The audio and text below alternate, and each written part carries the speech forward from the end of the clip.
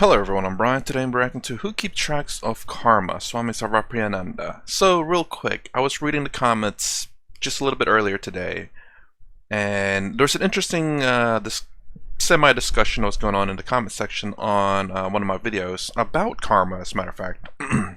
It's kind of funny. It's actually related to this one. So someone made a comment saying that the person believes that someone or something's keeping track of karma.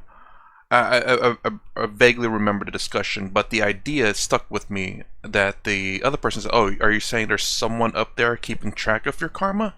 And the other person replied saying, "Well, it might not be someone, it could be something."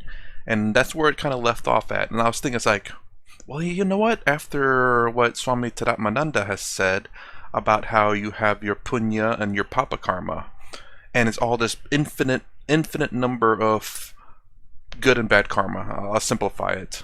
And it's like, well, how does this karma belong to you? How is it known? Unless there's a label on the karma saying this is your karma, this is your good and bad karma, or there's a container that dishes out the karma as you're reborn or born again, and accumulated as well. And it's like, so there has to be something keeping track of it, right? It can't just be floating out in the ether and all of a sudden it knows to give these specific good and bad karmas to you. There has to be a label or something to keep track of your karma.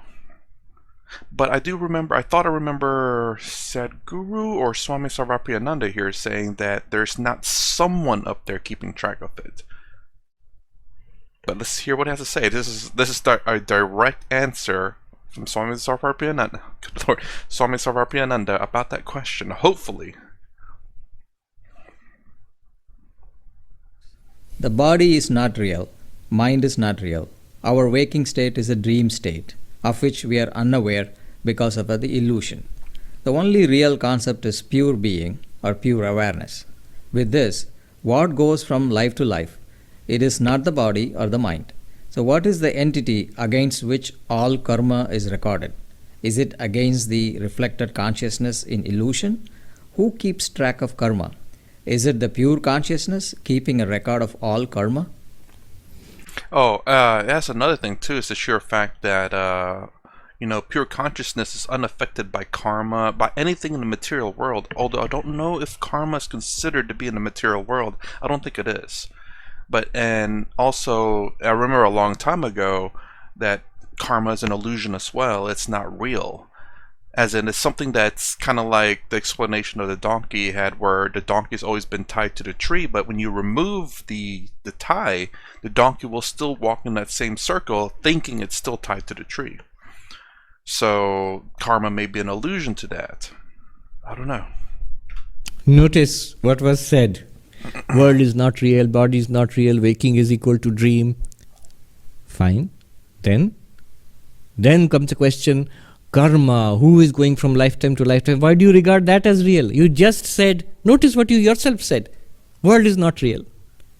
This lifetime is an appearance. Waking state is a dream. Then again, why are you asking what goes from lifetime to lifetime? Where is karma? Who is recording karma?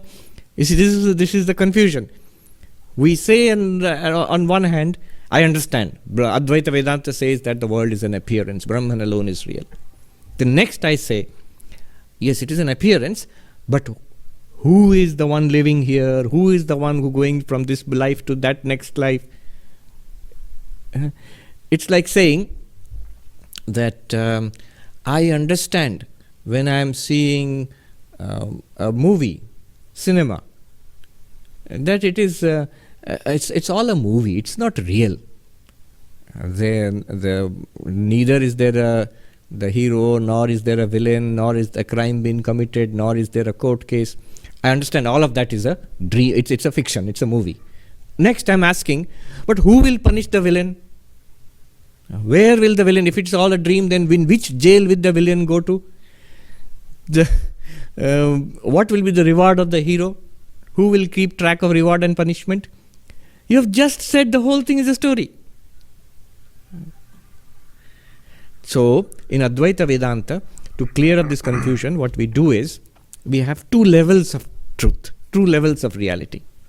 Ultimate level and our transaction level. Actually, ultimately, there will be multiple levels. There is the ultimate level, paramarthika. There is this worldly level of transactions called vyavaharika.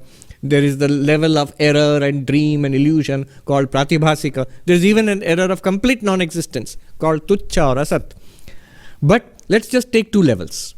Ultimate level, relative level. Take the movie example. What is the ultimate reality of the movie? It is just light and screen. That's the ultimate reality. Pictures on a screen. That's the ultimate reality in the movie. And what is the relative level of the movie? Oh, there is a hero and there is a villain and there is car chase and there is a court case and reward and punishment. Whole story is there, happiness, misery, and there will be a whole plot is there. That's at the level of fiction. That's at the level of the movie. Two levels are there. It is not a very strange, abstract philosophical concept, One may say that, oh, what is this two levels of truth? Sounds very abstract. We always use it. Whenever you're talking about fiction, storybook, whenever you're talking about a movie, cinema, or theater, there are always two levels. One is at the level of your own existence, another one is at the level of the story. Similarly, in Advaita Vedanta, Brahman is the ultimate reality. Existence, consciousness, bliss. An infinite being awareness. Satyam, Jnanam, Anantam, Brahma. That's the only reality. There is nothing else apart from it. The first thing that a student of Vedanta learns, it's in the Vedanta Sara. We have to memorize. Vastu Satchidanandam Advayam Brahma. The only reality is that existence, consciousness, bliss, non-dual Brahman. The moment you say non-dual, no two, there's nothing apart from that. But there seems to be something apart from it. What seems to be there? World is there, full of millions of beings, living and non-living. There is history. There are human beings. There is myself. Especially I am there. Body, mind, thoughts, feelings, emotions. All of this is there. Then if it is not a reality apart from Brahman, what can you call it except fiction, except mithya, except appearance? So Advaita Vedanta says, Brahma Satyam Jagat Mithya. Brahman is real, the world is an appearance. Two levels, reality level, appearance level. How does that help the question? Answer the question. The question was, if everything is an appearance, everything is not real or appearance level, mithya. Then what about karma? What goes from lifetime to lifetime? Remember, karma and what goes from lifetime to lifetime, even lifetime to lifetime, all of that is within the level of appearance, mithya, the level of the movie, not the level of the screen, not the level of Brahman. From the ultimate standpoint, there is no lifetime. There is no something going from something to something. There is no karma, good and bad. No. Okay, so just about a second ago, I think it clicked. So even karma itself, as part of the play, is this illusion of punishment for you. The illusion of reward, the illusion of punishment. It's because we believe in this thing to be so true that it happens. Because if you believe in it, because we believe in it, it happens. Because, like, we believe that this world exists. If we believe this world exists, we interact with this world, we believe in it. And much is the same with karma, that if you do good, you get good deeds. If you do bad, you do bad. If you do good, you get good rewards. If you do bad, you get bad rewards. And because even though it's all false, it's part of this movie, this false reality that plays out in this false world, that because we believe in it, it happens. Much like the movie itself is fake, but because we believe in it, we believe it happens. No result of karma. No need for somebody to record that karma also. That is at the ultimate level. So nothing is there? No. When we are experiencing it at a relative level, vyavaharika level, all of that is there. So vyavaharika level, what is going? The sukshma sharira, the physical body dies, the subtle body goes from lifetime to lifetime. The tendencies of past karmas are recorded in the subtle body, in the karana sharira actually, causal body. And in the cosmic causal body, that is Maya, all our karma is recorded, and that gives rise to experiences of each jiva in the future. So, and the Lord of all of this, who is the person responsible? To whom should I write my appeals? God is the person responsible, the personal God of religion. Advaita Vedanta accepts all of that, but calls it Vyavaharika, transactional reality, relative reality, lower reality, appearance equal to falsity. Sorry, I'm going to rewind that real quick. I even don't want to go back further. To record that karma also. That is at the ultimate level. Go back a little bit. Might as well just go back. Here we go. The world is an appearance. Two levels. Reality level, appearance level. How does that help the question? Answer I went the back question. Too far. The question was, if everything is an appearance, everything is not real, or appearance level, mithya. Then what about karma? What goes from lifetime to lifetime? Remember, karma and what goes from lifetime to lifetime, even lifetime to lifetime, all of that is within the level of appearance, mithya, the level of the movie, not the level of the screen, not the level of Brahman. From the ultimate standpoint, there is no lifetime. There is no something going from something to something. There is no karma, good and bad, no result of karma, no need for somebody to record that karma also. That is at the ultimate level. So nothing is there? No. When we are experiencing it at the relative level, Vyavaharika level, all of that is there. So Vyavaharika level, what is going? The Sukshma Sharira, the physical body dies, the subtle body goes from lifetime to lifetime. The tendencies of past karmas are recorded in the subtle body, in the Karana Sharira actually, causal body. And in the cosmic causal body, that is Maya, all our karma is recorded. And that gives rise to experiences of each jiva in the future. So, and the Lord of all of this, who is the person responsible? To whom should I write my appeals? God is the person responsible, the personal God of religion. Advaita Vedanta accepts all of that, but calls it Vyavaharika, transactional reality, relative reality, lower reality, appearance. So basically it's false, but at the same time, because it's this play, it seems real. That's what I'm getting so far. Equal to falsity. That's it. So the two distinctions. I have often told you the story of, sometimes I mention, one of our monks used to ask this question. In Indian religions, you find multiple lifetimes, birth and death, again and again and again. And in Judaism, Christianity, Islam, one lifetime. So which one is true?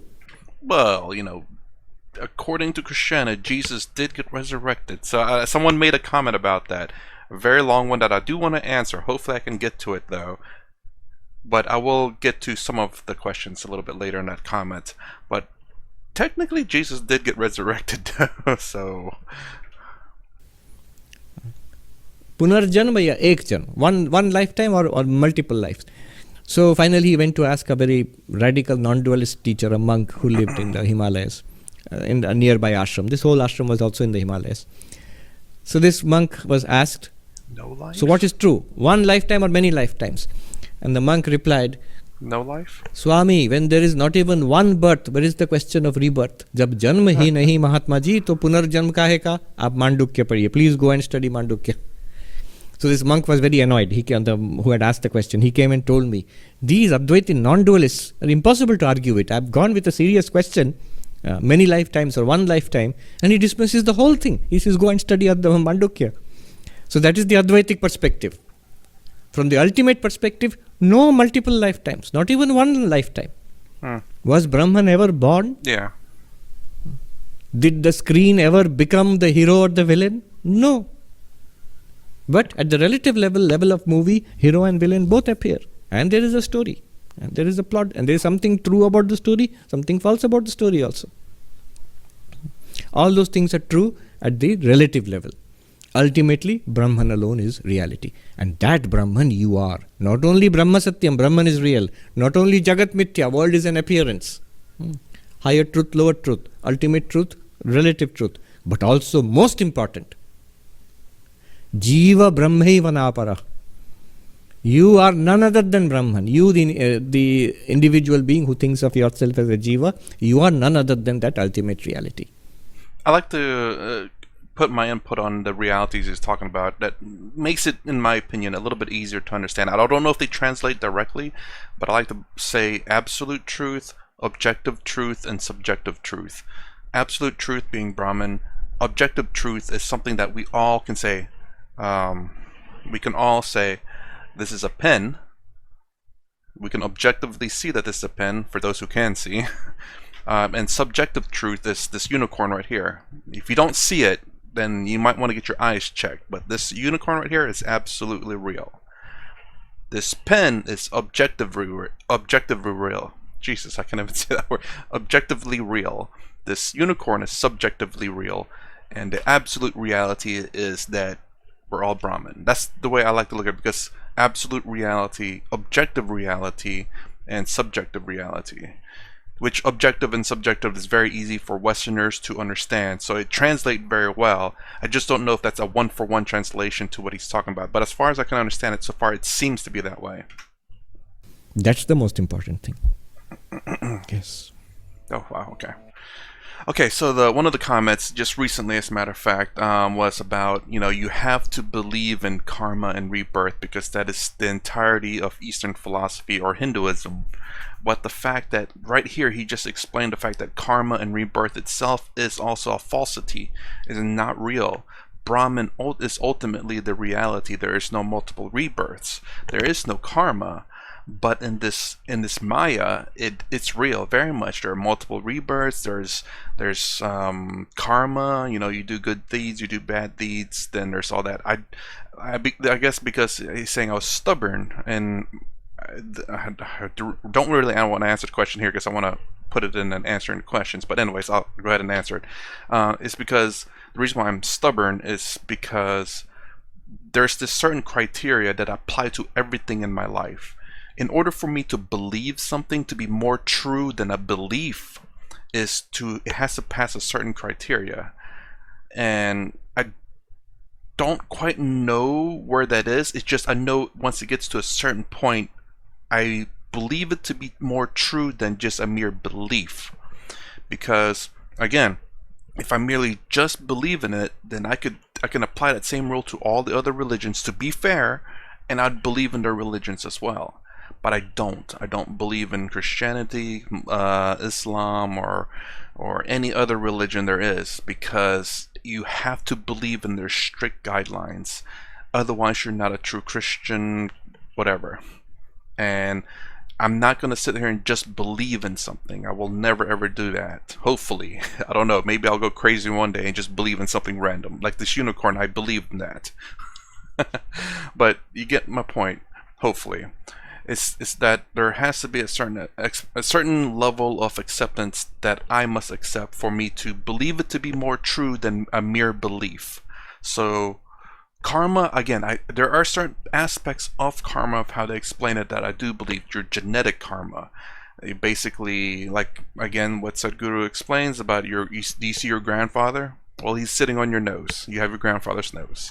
And also someone explained about like your cancer or your mutations in your cells as being part of the karmic, which there's no proof of it, but some people are out there who are born with genetic defects, and I could see that it's being related. It's not too, it literally does happen, and to say that that's part of karma, I was like, yeah, probably, maybe.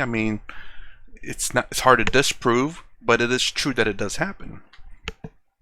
Can it be proven that it's proven to be something in the past? Because if your genes, part of the karmic genes, like your grandfather's nose, true, very true.